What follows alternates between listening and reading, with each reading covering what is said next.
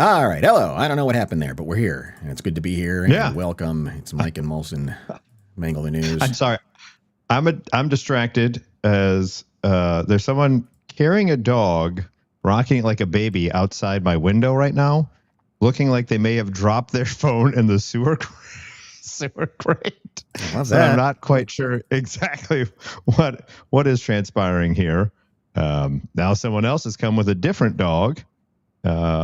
And now they're all walking together. Okay. All right. Well, that everything is fine. The dog's alive. The phone was retrieved. But maybe know your dog a little bit better than having to carry them home like a baby when you're taking them for a walk. The Monkey line is open at 707-4-MONKEY. You can call us. You can comment where you are. And we have something exciting breaking news, Mike. I don't know if you were aware of this. Please. I just Do we discovered. have a follower? Do we have followers on Twitch? Yes, thank you. Thank you to everyone who is following us on Twitch. They took our heed last time on the program and went over and followed us on Twitch. Thank you. Yeah. Now we're not wasting bandwidth. That's not amazing. Asking too much. Oh, we're still wasting bandwidth, but no, we're not. We got 3 followers, Johnny. 3. 2 more, we fill up one hand worth of followers on Twitch there. Good to have you there. There seems to be a malfunction on Instagram, so we're not there, but we're on YouTube, Facebook, and Twitch. And we're happy that you are with us on this Tuesday evening of important news and information. And I think one of the things that is pretty incredible that we're just learning here in the Mike and Molson newsroom is that apparently the president had to be shuttled across the tarmac in a catering box. Is there any other president in our history that's more apropos for than the man who just lays out fast food for whoever comes to visit the White House? I mean, I know Secret Service does some pretty interesting things to kind of get presidents and decoys and all these other things. But if you remember about 2 months ago when the president had gone to Turkey in that new ridiculous plane that we got for free and had to pay $400 million for, they decided when they got to Turkey, it's like, hey, this plane actually isn't safe for the president of the United States. We need to do something about that. And in the midst of that, they put him on the Qatar plane. Yes. And he says, "Hi, press. You guys all suck. I hate you." Right. His actual quote was, because this is like they're talking about the a war with Iran and everything else, and like how he's number one on their list of people that they want to take out and everything else. And so he's talking to the press corps, and he's like, yeah, he's calling them scumbags and everything else, and then says, well, if I go down, you go down too, knowing damn well. Right. That then he makes his little maneuver out like, well, that's all I got to say to you, dopes. I'm out of here. And so he goes back to where he usually goes back to on Air Force One. But he was then shuffled off onto the catering cart and went on a different plane and was like off the grid for 8 hours while the rest of them were just flying there like idiots. He said he would be flying back on the States on an older, the older blue Air Force One that we're all familiar with. He was seen boarding the plane, and then there are reports revealed that he was secretly transferred to a smaller plane. Minutes later, he was shuttled into a catering truck, and which you see the picture. You see the picture, and hang on, where are my slides? There we go. But what I was picturing was like one of those tiny, like with the stewardess's wheel down the middle, like they put him in one of those. Yes, he's an escape artist. He's also doubling in Vegas now as an escape artist. Fold up and go in there. Yeah, we'll get you out of here, Prez. And so they get him out in a catering truck, which he hates that, because he loves his luxury. He loves the big old, the beast and the planes and all the pomp and circumstance that comes with that. Statement from the White House said, as the president has said recently, there are many enemies of America who have sights on him. We use every tool at our disposal. It still goes back to the story of why are we putting a president on a plane that can't be protected? Well, there's that. Right. And then to say what you said of like, well, if I go down, you go down, knowing full well, it's not like I'm assuming that was a preconceived situation. I don't assume he then shut the door and then they were like, oh, hey, we're going to shut it. I'm pretty sure he knew what he was saying to everybody and was like, haha, suckers, I'm out. Peace.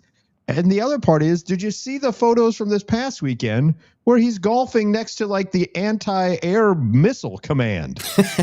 Did you see that? I didn't catch that. Yeah, they have like they had the ground to air missile interceptors are in the background as he's playing a round of golf, as if they're going to strike him with a drone from Iran or something. It's ridiculous, absolutely ridiculous. I mean, obviously we want to take all precautions to keep everybody safe. I understand that, but it's just. We said it about him for years now, even when he busts on the scene. Just when you thought it was weird is when it really gets weird. And it's just been to the height of odd. I don't know how much weirder it can get. I don't know either. There are rules at airports. Oh, yeah, and that goofy helipad that he built, which now has to be taken apart because what happened was I don't know if he had a helipad built on the White House lawn. Because I guess he didn't like landing in the grass or something.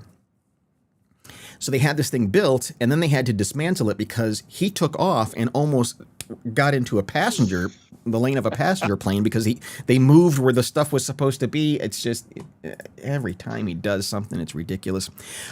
We also have a story of you got to follow rules when you're at the airport, and there's a lot of them. Yeah, and one of the rules is that you can't be walking out there on the driveway where the planes are. No, you don't. Yeah, that's usually reserved for very tiny airports when they take you on like they lead you on the tarmac to get on the plane. Normally frowned upon to just be like walking around taking a tour like these two look like they are. Yeah, so apparently they had missed their flight. And so you did what you normally do is you go out and you try to chase down the plane. No, you don't. Stop the plane. What are you doing? Stop the plane. I want to get on the plane. I want to drive the thing that pushes the plane back. That's like my goal in life is to do that once.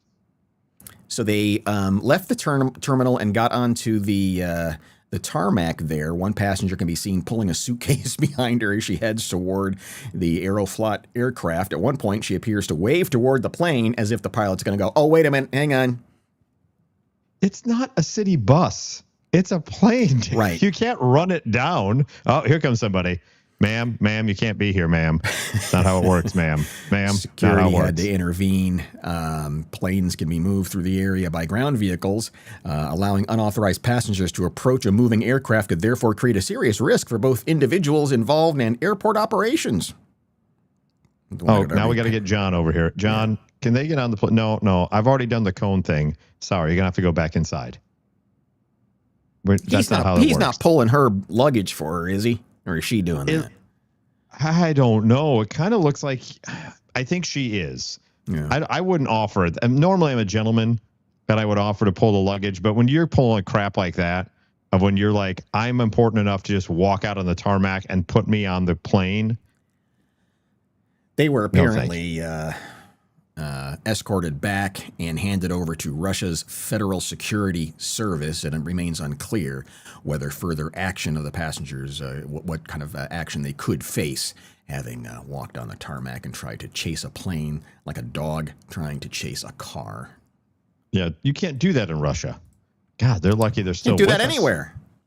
No, well, yeah, but especially in Russia, you shouldn't be doing that. Yeah. What are you doing just trying to run down a plane? Like I said, it's not a bus, it's a plane, you idiots. Well, how does this make you feel? You know, there was a big issue earlier in the summer with air traffic controllers and all the strikes that they were on, and then they weren't getting paid, and they went home, and so we had to figure out a way to hire more air traffic controllers. And Sean Duffy's idea is, hey, let's hire video gamers to fly airplanes. To chart out where the planes are going with the air traffic controller. Air traffic controller. Yeah. Well, I will say this. When you first pop that up, you're like, okay, this seems a little sus. I will play devil's advocate here, though, right? Video gamers, professional ones, are really good at multitasking. So a lot of them are on Twitch and have much more followers than we do. Mm-hmm. But now we have 3. That was better than last week. So they're answering comments. They're playing their video game to a high level. They're running their Twitch feed, everything else. So they have that ability that air traffic controllers need to multitask and chart the different planes. But here's the thing. In your video game, when you die and you respawn, that doesn't happen in real life. When one of the planes goes boom, they don't go, well, another plane's going to come in and we're going to be okay here. Master Chief's going to help me out with the Halo. The transportation secretary put a video out on Twitter and said, "You've been training for this. Reach the next generation of air traffic controllers. We need to adapt." The campaign's innovative communication style taps into a growing demographic of young adults who have many hard skills to be a successful air controller. You know, back when Flight Simulator was on all of our computers, what was the first thing you did? You crashed it. Yes, you did. And even when you knew how to land it, it was fun to crash it. Correct. Comments and also, I don't know the ins and outs of air traffic control. I really don't. But I have seen the streamers on Twitch. I don't think they look highly upon getting stoned and doing this and eating Doritos and drinking Mountain Dew while doing the air traffic controlling. Apparently, it is one of the things you have to do. Comments from some of the air traffic controllers included, "This was my dream career because I think ATC is the coolest thing ever. You can merge aviation with gaming. Why not? It's like the best of both worlds. I grew up playing a lot of flight simulators. I've always loved airplanes." Boom, you nailed it. I don't know if it's making me... Boy, I don't know if it makes me feel less safe, more safe. Like I said, they have the requisite skill set, but I don't know. You really need a lot more training, I think, for me to be on board. I agree. I agree. Yeah, just speaking of training. Okay, you went back to Twitch. Yeah, real quick to Twitch because our poet laureate is watching us both on Facebook and on Twitch. He sent the limerick over Twitch and says, "Thought I'd make a switch, logged on to Twitch. After just one look, I'll stick with Facebook. Nobody uses that bitch." So an early poem in front of... Yes, the poet laureate, nailing it. Oh, sorry. We appreciate you. Yes, we do. And we're hiring if you want to push buttons for us, because obviously I can't control this thing. So, AI, as you heard, is taking everybody's jobs. Right. So we have video gamers as air traffic controllers. Yeah. And now, to your point, AI has taken away a lot of jobs within entertainment and everything else, and easier bookkeeping things. If you're data entry, if you're a bookkeeper, if you're an accountant, if you're a nurse, I mean, just AI is getting into your business. And now one area here in the country is using AI to answer 911 calls. This freaks me out. Yes, it should. It should freak us all out. Because this leans a little too Minority Report for me. Yeah, yeah. Like, oh, yeah, I didn't think about that. Using artificial intelligence to solve crimes. Like, also, it's when you're calling 911, it's an obvious emergency situation. I don't want to have to hit a button to go to connect with whatever, hit number 1. To connect with ever, hit number 3. Like, well, you're not. You're having a conversation, just like you do with Chat or Claude or any of those. You're speaking to it, and there's a lot of you call the guy to get your air conditioner fixed now, and an AI is answering and having a conversation with you. But it kind of sucks. It doesn't always do the thing you want it to do. I don't imagine it does, and the voice is going to be off too, right? I bet it is. In an emergency situation, I don't want to be hearing, please state your emergency. I can't understand. Are you breathing heavily? Is there an issue going on? Like, I want a person. I don't want an AI in that situation. So in New Orleans, they are, or New Orleans. I almost said it right. I almost said it like a native. New Orleans. Exactly. Nolans. They are using a company called Carbine AI Emergency Call Triage to prioritize emergency calls. They said they listened to all the calls in the first 3 months. They said there were no false positives, no false negatives. The AI did exactly what it was supposed to do, and nothing else. Okay. Yeah. The executive director said that the Louisiana department gets its calls in the order they're received, including rush hour motor vehicle accidents, which quickly overwhelm them. The AI tool is mainly used for auto vehicle crashes. How does it know? In a statement, the executive said that it's been in place for 2 years, and only when all human operators are busy with other calls would it ever be put over to AI. Okay. So it's not every call. It's just if everyone else is busy, if all the humans are busy, you then get shuffled over to the AI answering your call. This is their website. It says it saves around 16 minutes of call taker time, mitigate 6 and 20 calls, answer calls 40 seconds faster. Is it smart enough, though, to do the thing where it has to go, ma'am, you need to calm down, ma'am, I'm trying to, ma'am, what's your address? Like the 911 calls always do. Right. That's my biggest fear is, can it answer? Is the individual still in the house? Is he still in the house? Can you stay on the line? Is it still in the house? Do you have a weapon? Do they have a weapon? Who's got the weapon? What, like, can they do that in real time for you? Right. I think there was here we go. Here's their sizzle reel.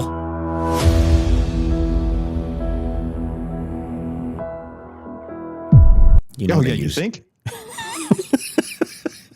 By the way, used AI to make this video, right? Yes, they did. And tell me something I don't know. No one calls they're drunks that call 911 or lonely people sometimes that you read the stories about. But for the most part, pretty demanding job. Mm-hmm.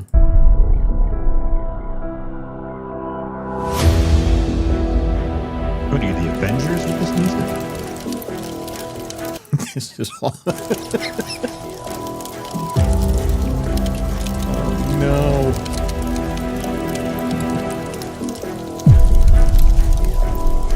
Surge. This video is AI. This is put together by. Yeah. Oh, yeah. All right, let's get to the point.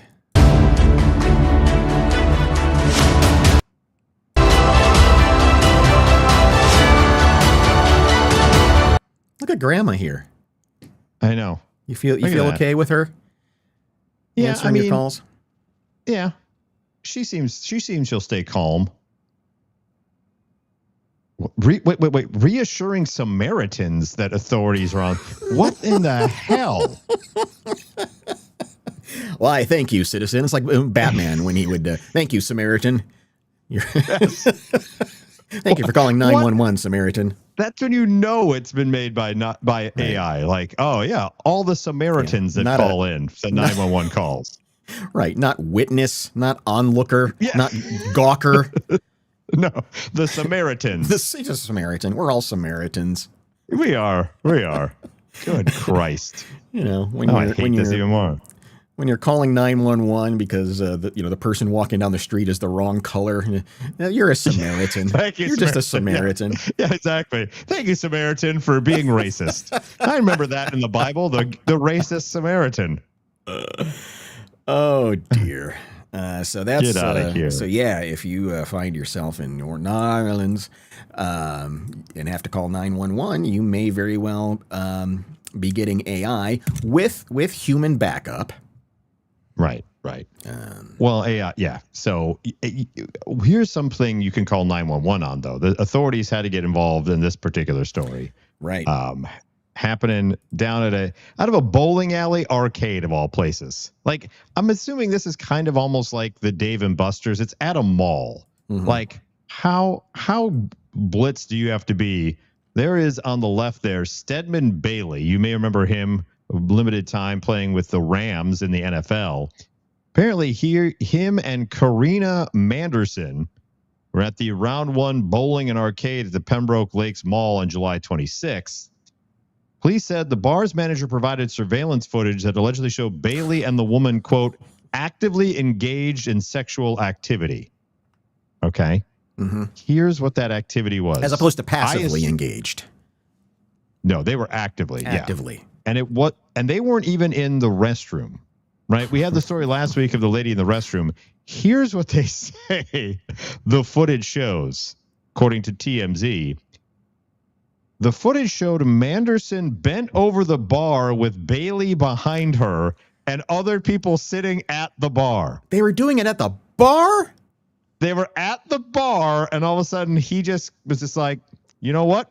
It's go time. It's go time. Just you bend over that there bar, lady, and we're just gonna go to Pound Town. Did he do it? It's fine. We got clothes up top. It looks okay to everyone on the other side of the bar. No one's going to know. Did he swipe the peanuts across and the cocktail napkins and just knock everything over? Lemons went flying. Yeah. A witness told investigators she saw the pair having intercourse and asked them to stop. They were not. They were not having intercourse. That's a very scientific, clinical. They were just straight up effing. That's not. They're not making love. No, they're well played, Greg. I like Greg's comment there of give me a double. Yeah, definitely. Yeah. So they're going to Pound Town, and then they left the bar area. So the woman says, "Hey, could you stop?" When investigators arrived, the pairs said they had been drinking and acknowledged they both had their pants down, but denied intercourse occurred. So they're like, "Hey, listen. Here's the thing, right?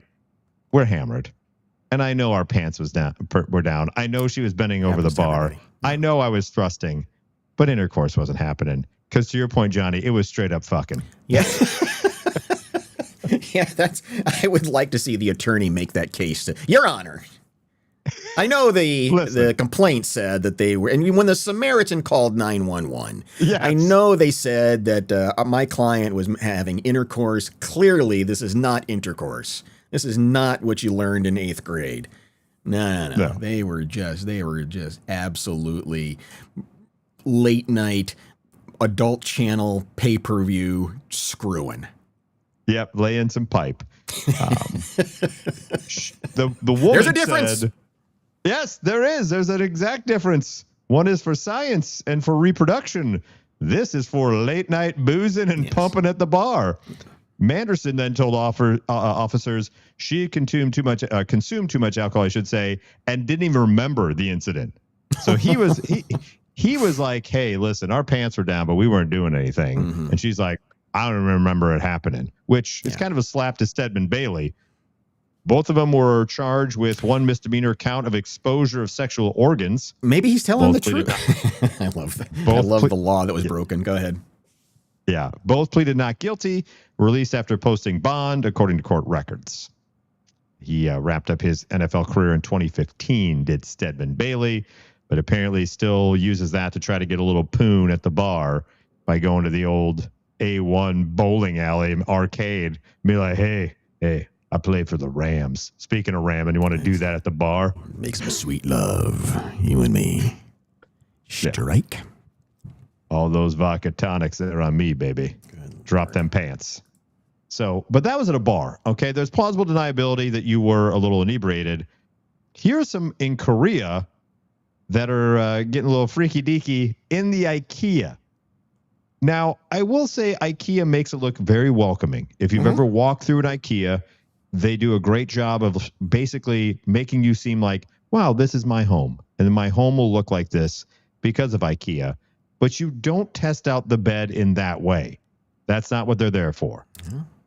How are you going to have the confidence that it works? Well, that's true. Here's what transpired. They say shoppers started seeing them making out, started kissing and caressing in full view of families. So, everyone's walking around and they start making out or whatever.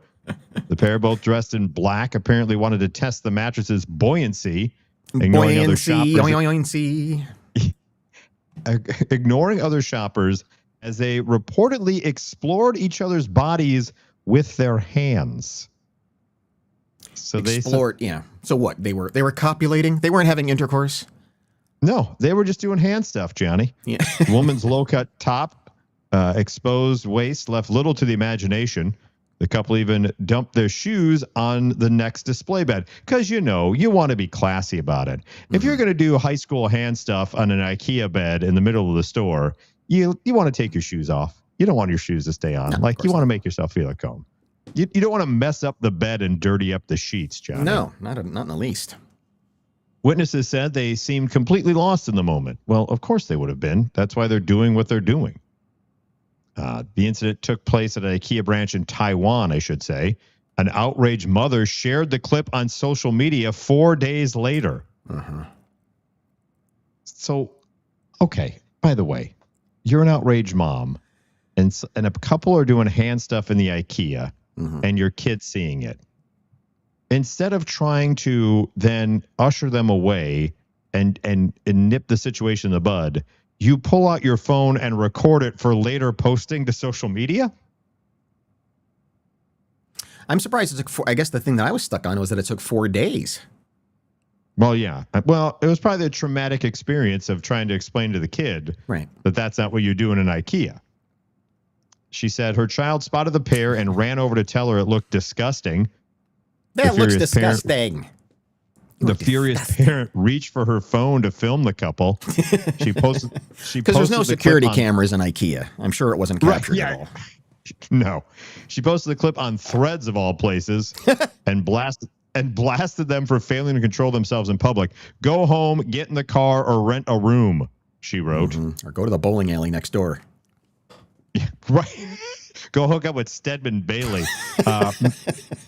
Many online users declared IKEA is not a hotel. Yeah. And the pair lacked any sense of boundaries or manners. Others suggested the store should put up signs banning any canoodle. Yeah, it's IKEA's fault. Some people are saying they need to put up a thing like, don't have sex in our beds in the IKEA. IKEA's fault? No, not at all. Under Taiwan's public indecency law, the couple could face up to a year in prison and a fine of around $2,200. No official comment has been made from IKEA or the local police, but apparently this isn't the first time this has happened in an IKEA. Back in 2020, a woman in China filmed an X-rated video on a busy IKEA shop floor with old people and young children walking by. So, well, that's what I'm wondering about this. I mean, do you think it was a couple who were just, trying to make sure that the bed could do all the things that the bed was supposed to do? Or do you think this was some sort of a kink where they're going, all right, we're going to put this on Reddit and have a big laugh? It seems with what they were doing and the fact that it was hand stuff and gropies, it does seem like a married couple who may have in the moment felt they were in a rut and they're like another Saturday just walking around freaking IKEA looking at fake plants. And they kind of said to each other, hey, to reignite that spark, why don't we lay down here in this bed and we can, do our little ring-a-ding-ding. Sometimes you're just not in the mood till you get into bed and then you realize like, oh, here we are. We're close. It's warm. Haven't seen you in a few days. Yeah. That's what it was. The guy was just like, well, I'm not getting anywhere at home. Let's try the IKEA. Look at this wonderful bed. Sometimes the blue chew hits you when you're not expecting. Very true. Yeah. Very true. Do we have a discount code for that? I just gave him a free ad. Do we have a discount code? No? I think we do. If you text the word big hurt to 696969, and she'll like it too. Right. God. I don't know. I've been into a lot of IKEAs, and never in my wildest dreams I think, you know what, I should go ahead and make a move on my lady friend there. Testing a bed I just did it recently because I just got a new mattress.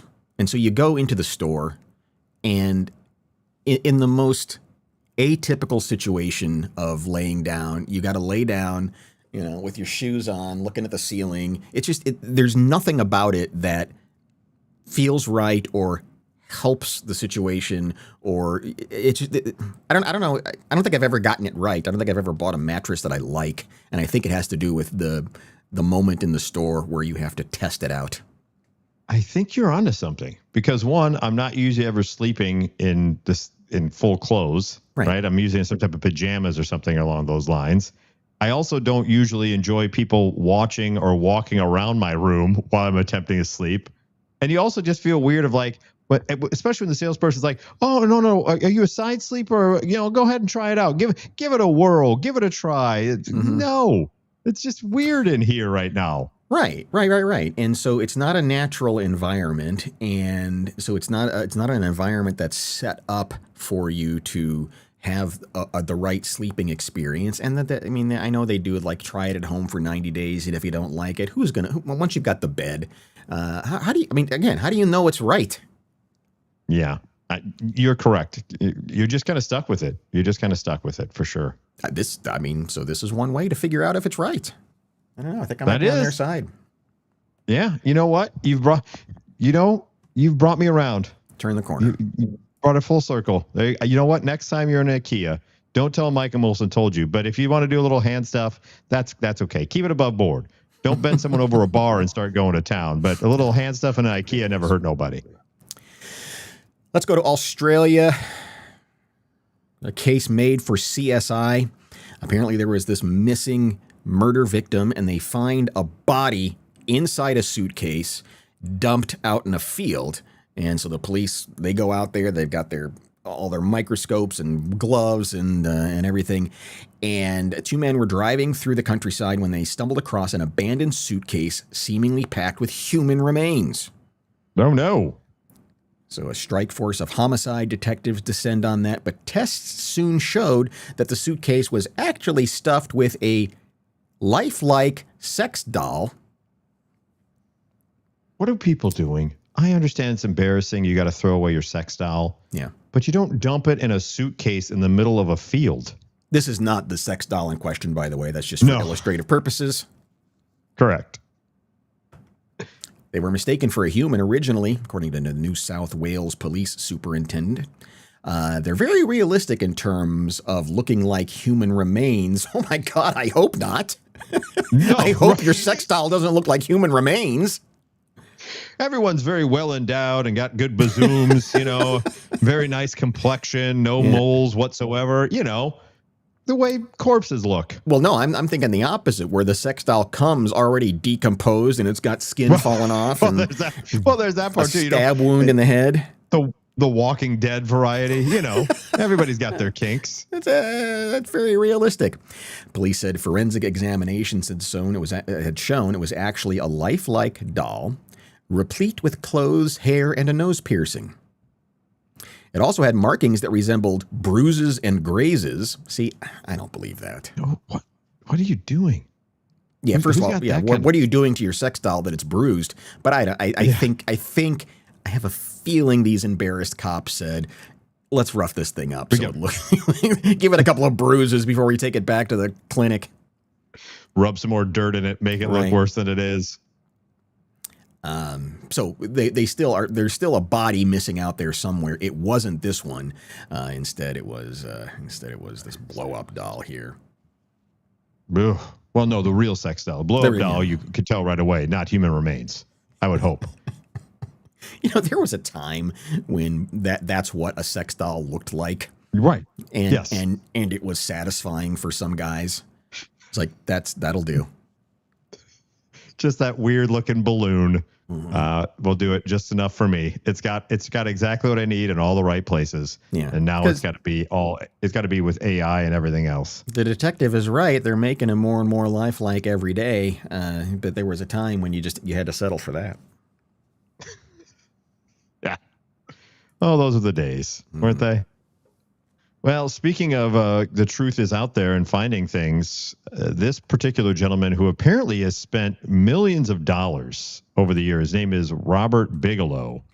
He's a Las Vegas aerospace tycoon who's given a bunch of money to the Trump campaign, has said it's about damn time. The truth needs to be told. And the best person to tell the truth is Donald Trump. The very trustworthy President Donald Trump.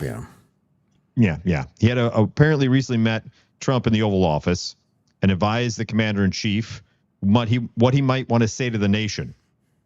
He says, I was emphasizing that the disclosure process, starting with confirmation, is a big deal.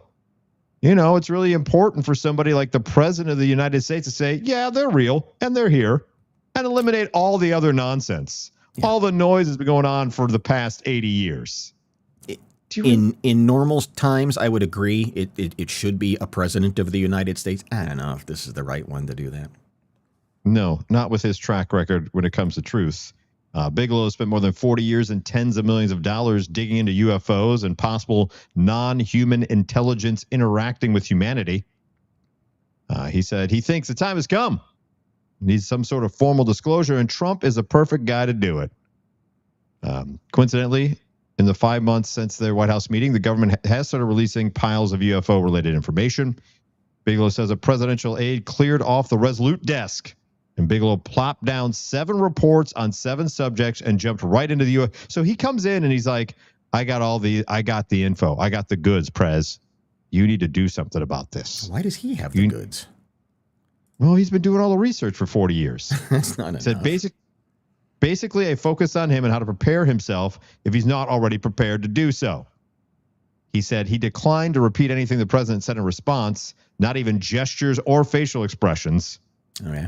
The report he wrote included recaps about notable, well-documented incidents and cases, along with specific comments that could be shared with the public, including a suggestion that it be delivered in one of the quick exchanges the president has with reporters aboard Air Force One. That's not the right place to do that, right? No. It's not in a gaggle. No, you know what I mean? Oh, by the way, you dumb one. The dumb one who's for fake news. What do you want to know? Oh, yeah, UFOs are real. Well, Roswell exists, and aliens are out there. You don't say that in passing. Take a dump.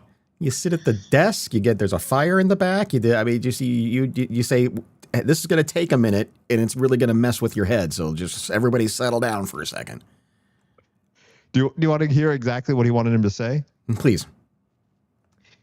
He said, this is what I want you to say, Mr. President. Quote, a non-human intelligent presence has been on Earth for a very long time, using spacecraft and with performances completely beyond our capabilities and our human physics. And that is to say nothing else. That's all. And then you just walk away. Can't leave it hanging like that.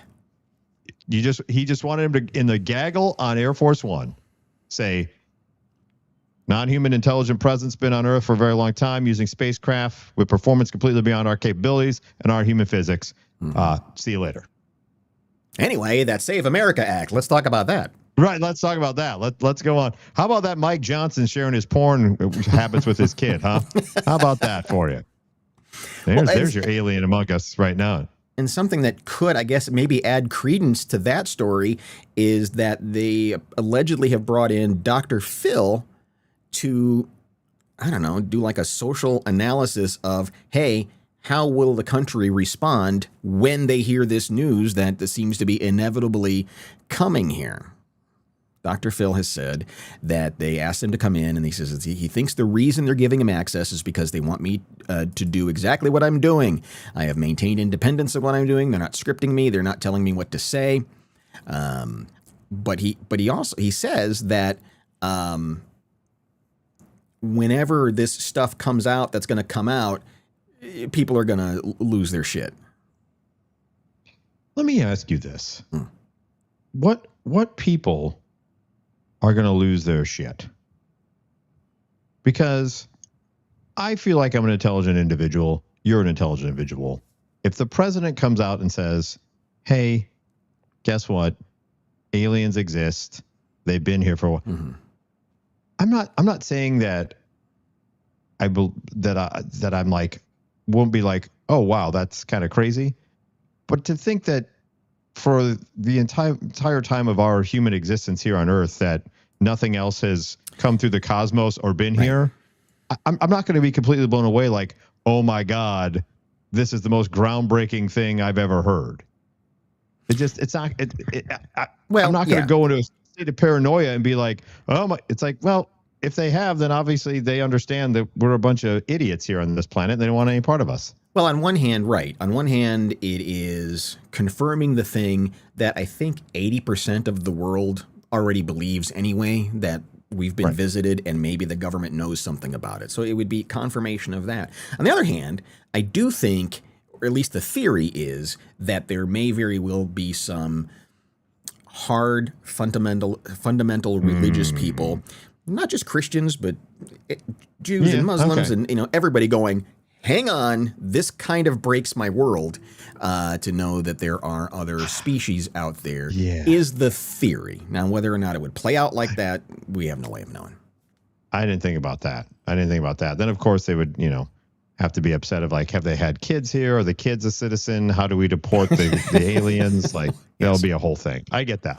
That'll be a whole mess. It'll jam up Congress. There'll be another act they have to put in there. But challenging somebody's religious faith, I don't think is a new thing. I think all religions around the world for millennia have had to deal with that and have figured out a way to coexist with people who do and don't believe. And so to have something dropped in their lap that says, well, actually, it wasn't Adam and Eve, it was Bebop and Gert Glorp up there on Neptune. Right. And we may have come from them. I don't know. I mean, that's the stuff. But it's also, we've been going through this process so long of we think there's something and news is coming out and then nothing really comes out. Like, well, here's a video from the Navy and it's not really that interesting. Trump's about to say something and he never does. And so I don't know, man. Drag a green thing with antennas out by the scruff of its neck and show it to me, or I don't want to have this conversation anymore. Yeah, you're right. Either show me the Mars Attacks ones or, that you voted for Kodos, and we'll go from there. Last week I was at a ball game. I was at two ball games. I saw the Chicago Cubs, and then I saw Martha Reeves. Oh God, yeah. Yeah, we shared that. If you missed that, make sure you check out the last week's show and our quickie there at the YouTube page. And one of the things that happens when you go to the ballpark, and it says it right there on the ticket, is that you keep your eyes up. Yes, stay alert. They've really made it exceedingly. I understand it's a new age for fans. A lot of people are on their phones, but unless you are out in the outfield, for the most part, they now have those nets all across the thing. Like foul balls rarely get into the lower level where they can really cause damage. So it's really on you if you get hit with something. So this woman is suing the New York Yankees for $10 million when she was hit by a bat. Stephanie Duluk said she was at the ball game when Jose Ramirez's stray bat flew in her direction. She put her hands up to block it, but her head still absorbed the blow. Clunk. According to her complaint, she alleges the Yankees' negligence directly led to her injuries. On what? She maintains there was a gap in the net in front of her seats, which allowed the bat to get through with such force that it knocked her from her seat and violently threw her to the ground, causing her to sustain severe and permanent injuries. I don't think anybody's ever won this, have they? I mean, this has happened before. Has anybody ever won? I mean, I think probably the first person may have, which is why they put the nets up to cover their butts. But they're not expecting a bat to be thrown through the net. No, you're not. And also, if you're that close to where a bat can cause that kind of issue to you. Now, I guess in her defense, she said she put her arm up or whatever it may be, and it still went through and everything else. But it's like, come on now. And and who was she there with also? Because if she was there with a spouse and they did not jump in the line of fire and they scattered, sue him. Don't sue the Yankees. I'm trying. Here's. I mean, you don't actually see it hit her. Let me see if I can put this up here real quick. You don't actually see. Do we have express written consent of Major League Baseball? No, we don't. We don't at all. You don't see it hit her, but the bat is obviously going at a pretty hefty clip. Well, yeah. Bat goes one way, ball goes another. Bat goes into the stands over the screen too. Hopefully everybody's okay. She is not. There was a woman who got hit. She's on her feet now. She was crouched in a chair, but she stood up. I think they got her on the side of the head. So I don't know exactly where she was located in reference to or in conjunction with where Ramirez was, but that's a short hop for that bat to go all that way. Yeah, I mean that, and the fact that maybe she has a bit of a case if it went over the net. But you said there was a gap in the netting. Well, she's claiming. The announcer said it went over the net. She's saying that it went through a gap. I like the next line in this article that says, the baseball rule has typically prevented professional teams from facing any kind of legal ramifications if fans are struck by baseballs, bats, mitts, or players. So the player can come in and punch you in the face. And that's just perfectly fine. Covered in your ticket. Yeah. Every once in a while, the shortstop gets tossed into the stands, and oops, I'm sorry, I've got the wrong screen on there. So that's usually what has protected baseball teams, and so we'll wait and see how this one plays out. It doesn't seem as though this is usually worked out in the successful. But there's got to be some lawyers there in New York that are. This is the case. I'm going to be the guy to take them down. Me as a member of Morgan and Newland and Sons are going to be there and take care of all of it. Real quick follow up before we get to the Twismo. If you'll recall, I think it was just last week we talked about marmots on OnlyFans because of the research not being cut for the marmot research. So they're trying to make money any way they can. And now marmots are in the news again. This comes to us from Canada, where Chris Ratzlaff, all of a sudden, he gets home. He's in Alberta. He had just gotten home from a 75-mile trip. And next morning, his kid wakes him up and says, "Hey, Dad, there's a large thing in the corner of our garage." So he goes, "Oh my God." He goes, at first I thought it was a porcupine, so I left the garage door open for it to leave because I didn't want to mess with it. I was like, get out of here. He did the get out of here, do that thing. They said when it left, we could see that it was a marmot. He said he thinks the marmot had apparently stowed away on the drive. He says, we suspect she was somewhere in the engine compartment. There's a skid plate under the engine that would be a great spot for it to ride on. Damn. He went on to say, this is the great quote, by the way, from Mr. Ratzlaff. He went on to say, I'm imagining the scene from Mission Impossible where Tom Cruise is holding onto the side of the airplane. Me too. That's what I want to see. The marmot was spotted in various spots around the neighborhood in the ensuing days before returning to the garage on Saturday. Ratzlaff closed the garage door and summoned the Calgary Wildlife Rehabilitation Society to collect the marmot. He filmed a video of the animal's antics inside the garage and posted it to Instagram. So the wildlife rescuers confirmed the female marmot is healthy and feisty. He said they will return her to the wild in the area later on this week. So are marmots feisty? That's quite a verb it's quite an adjective for a marmot. Well, I mean, in the video, she's pretty feisty. Okay. Well, she liked living in the garage. Well, you would be too if you had to hang on like Tom Cruise for 75 miles.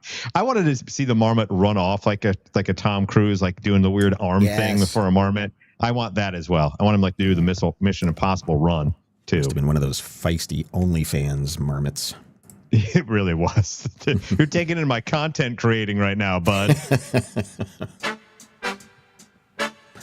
Well, this week in slow-mo is This Week in Baseball. Yeah. I love this. Since the advent of sports mascots, they've always been trouble. Yeah, the San Diego Chicken, the Philly Fanatic, those are probably the two most recognizable, I would say, mascots for the most part. And sometimes their chicanery is fun, and other times it leads to situations like you're about to see here.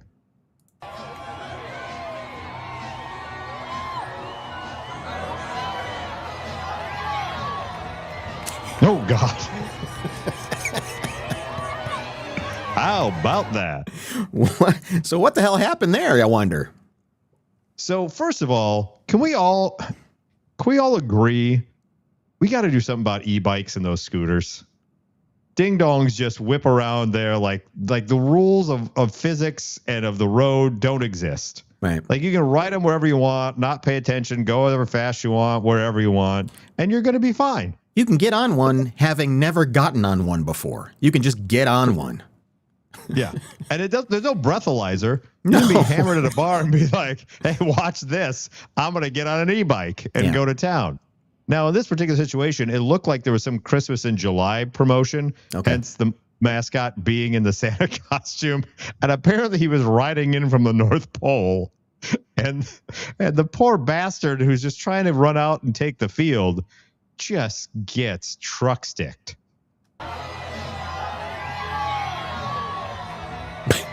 Oh, God. I cannot tell who's in the wrong. I don't think either of them were looking where they were going. Correct. I think the ball player has to have better awareness when he's running out on the field.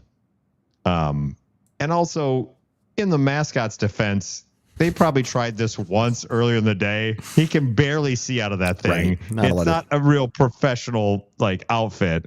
And he's just trying to make it towards home plate, not expecting to have to veer off at all. He's just glad he's going straight. Correct. Oh. Legs up. Yeah. Let's zoom in a little closer. Watch the mascot's head get spun around.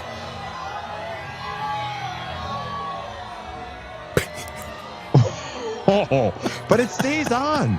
That's impressive that it stayed on. I'm assuming the actor inside his head stayed straight, but it looks like his neck got cracked. Well, there is that. Very true. We'll zoom in even more, and the impact is quite profound. Oh, I mean, that hurt.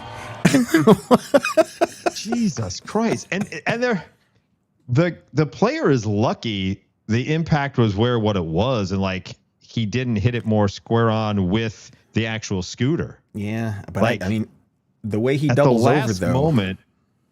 At the last moment, he's just jogging out to get out to the outfield, and I guess out of the periphery, at the last moment, he leaps and just...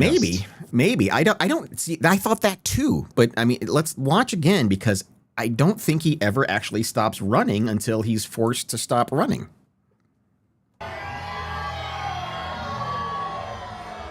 No, you're right. He was mid-stride when the hit happened, so I don't think he ever saw it. You know what? I think you may be correct in that one. Because, he was mid-stride, and next thing you know, he's just knocked out of the air by whatever Santa raccoon that is, or bear, or cougar, or I'm not quite sure, whatever the hell that mascot is. The Montana marmots, yeah. Yeah, exactly. Wow. Boy, but luckily he was mid-stride. Yeah. Because look where his leg is straddling the handlebar. Mm-hmm. He could have got that right in his abdomen or in his junkage. Yeah.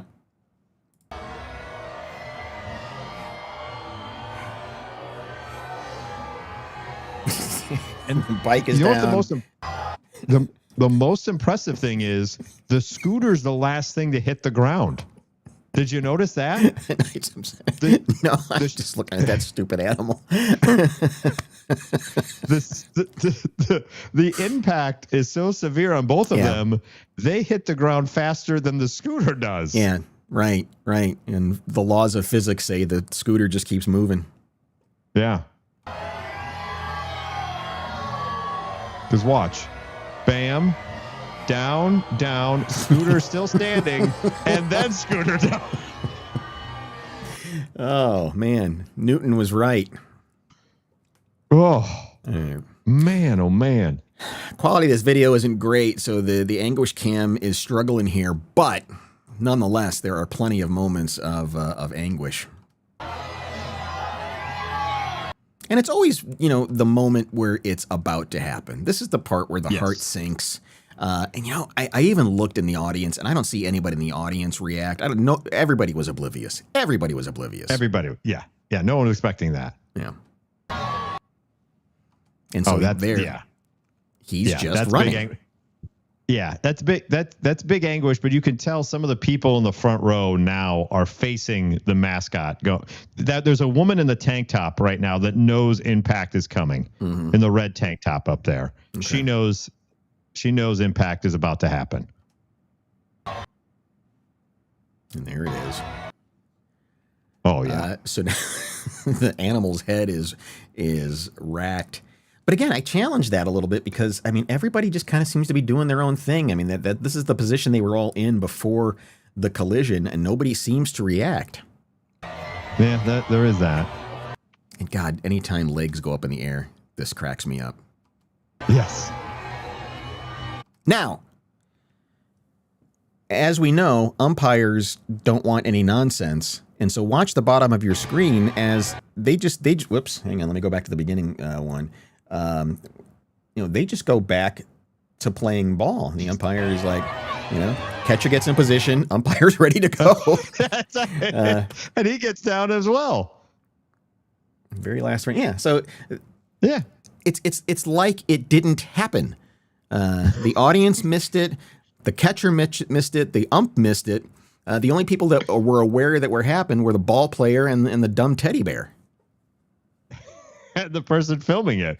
By the way, if we really, depending on the timestamp of Anguish Cam, I imagine when whatever intern is in that showed up at the ballpark that day and had to put on the outfit, that was the first anguish of Anguish Cam of like, damn it, I got to be the mascot today.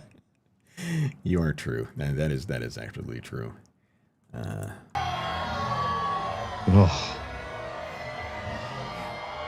Just God, like Joe Frazier just punched him in the face. Look at that poor bear. Poof.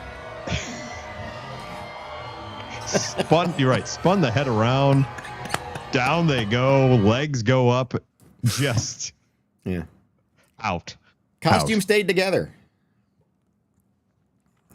Yes. So no children in the stand were horrified by a decapitated teddy bear laying on the field.